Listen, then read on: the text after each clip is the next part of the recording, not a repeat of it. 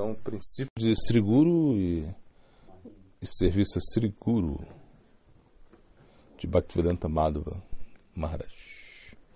Está falando que existem muitos falsos gurus, né? E claro, o iniciante ele pode ser facilmente enganado, né? Aí ele, claro, se a gente não tem, né, uma boa associação, se você não tem conhecimento shastras, facilmente você pode ser enganado, né? Aí se Mahadeva fala a sua esposa Sati, né? Sua Shiva fala, né? Numerosos são os gurus que exploram seus discípulos e os roubam. Raro é o guru, é o guru, Devi, que subtrai as misérias dos seus discípulos, né?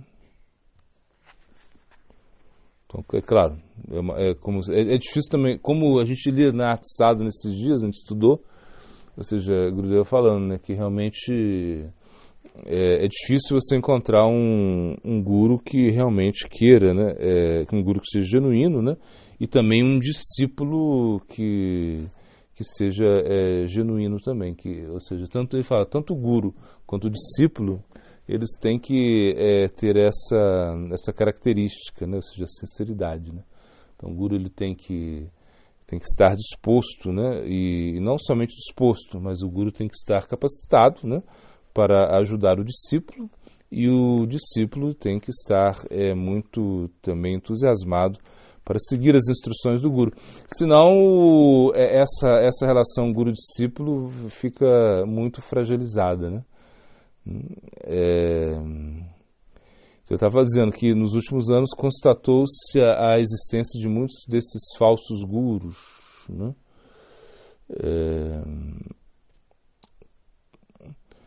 Inclusive no próprio Ocidente, né? Ou seja, porque muitos gurus vieram no Ocidente, né? Representando a cultura védica, assim, enfim. E a gente viu que houve, a maioria tiveram problemas, assim, né? E isso como denegriu um pouco a imagem, né, do que é ser um guru, né? Então, na verdade, ser um guru é o que diz Rupa Goswami, né? Vachuvega Manasaha Krodavega Divavega Darapashtavega Etam Vega Jovishareta Dirá Sarvam Apimam Pritibim Sasasyat. Então ele diz, né, a pessoa que tolera, né, os impulsos, né, da fala, da mente, da ira, da língua, dos genitais, do estômago, dos genitais, se ele tolera isso, ele pode ser guru, né? Essa é como a instrução de Rupa Goswami. Então a gente vê que é algo assim um pouco além do padrão, além do normal, né? Então o guru tem que estar além dessa normalidade, né? E o discípulo ele tem que também se qualificar para ser guru, ou seja, para que ele também possa ser guru no sentido de ajudar as pessoas com o seu próprio exemplo, né? Então ele tem que se qualificar também, né?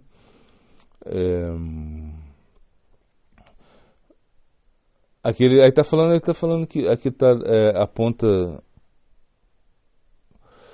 parece que é um filósofo, um autor americano, que ele fala, o cara falou, têm sido completamente indignos de veneração falsos profetas, homens loucos, trapaceiros ou psicopatas inescrupulosos que exploram seus discípulos emocional, financeira e sexualmente, né?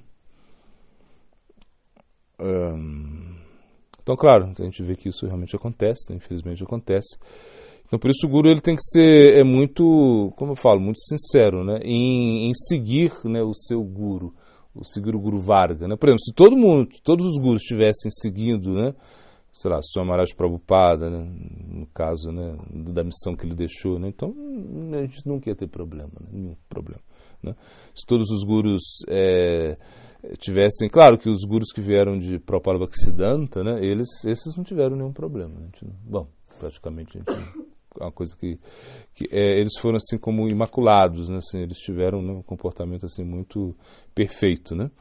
Agora com certeza é muito muito arriscado, né, quando um guru ele não é qualificado, ele tem tanto poder, assim, tanta autoridade, né, ou seja, ele tem, então se Samara diz que o grande perigo para o guru é a liberdade que ele tem, né, não sei porque ele pode fazer qualquer coisa, assim, no sentido, né, que ele pode, ele tem muita liberdade, o acharya tem muita liberdade, e ele precisa ter mesmo, né, só que se ele não sabe usar essa liberdade, ele vai prejudicar os seus discípulos, né? E aí, com certeza, ele vai cair do posto, né? Então, na realidade, o guru ele está sempre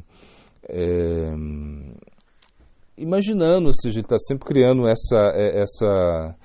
o foco que ele não é guru, que ele precisa dos seus alunos, né? Ele precisa dos seus discípulos, né?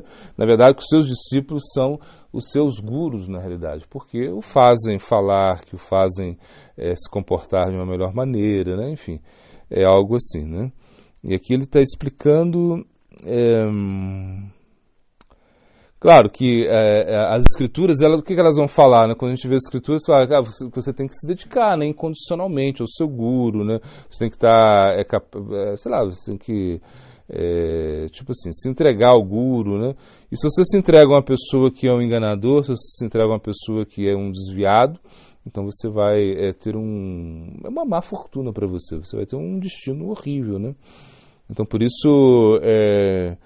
que também o Haribhakti-Vilasa falar que você deveria, né, passar um tempo com o guru, né, ou seja, antes de se iniciar, para que realmente você possa, né, às vezes isso não é suficiente também, mas pelo menos o Haribhakti-Vilasa dá essa instrução, né, que o discípulo possa como analisar o guru, e o guru também analisa o discípulo, enfim, é uma troca, né, muito... não uma desconfiança, mas sim um conhecimento, né? Aí você vai realmente entender que é o seu guru, né? Então, por isso, um aspirante ele não deveria se submeter a qualquer guru. Aí, no caso, ele deve ter uma ajuda de um siksha, né? E também das escrituras, né? E, claro, e geralmente os gurus Vaishnavas, ou seja, eles são mais genuínos, porque eles estão entregando, né, o processo da era, né, que é o processo do canto do santo nome, eles estão seguindo as escrituras, eles estão seguindo um guru para amparar, né, então geralmente com os gurus Vaishnavas a gente não tem tanto problema, mas às vezes também a gente tem problema com os gurus Vaishnavas também, isso acontece infelizmente.